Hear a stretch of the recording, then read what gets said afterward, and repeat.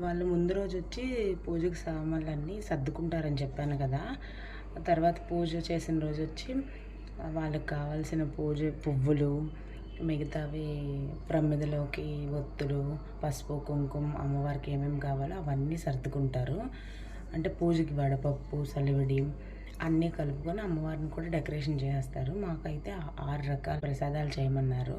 మేము చేసి మార్నింగే 6:30 కల్లా వండి ఉంచేయాలంటే ఉంచేసాము. ఇంకా వాళ్ళు పూజకు కావాల్సినవన్నీ వాళ్ళు రెడీ చేసుకుంటున్నారు.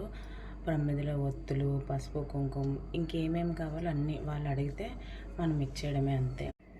ఇంకా అమ్మవారిని డెకరేషన్ చేసిన తర్వాత మనం తెచ్చిన ప్రసాదాలన్నీ పెట్టేసి ఇంకా అన్ని పూలతో మంచిగా డెకరేషన్ చేస్తారు. చాలా అందంగా ఉంది అమ్మవారు అయితే.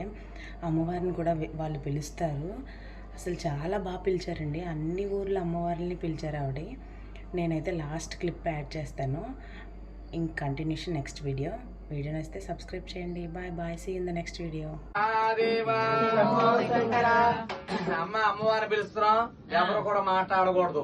అందరూ కాముగా అమ్మవారేనా అనాలి. ఏమనాలి? అమ్మవారేనా అనాలి. మేము చెప్పిన తర్వాత మా పిల్లలు పాడుతారో అప్పుడు చెప్పినట్టు అమ్మవారేనా అనాలి. ఓకేనమ్మా? అమ్మవారు అష్టాదశ పీఠాల్లో 18 పీఠాలు. నాన్న ఆగండి.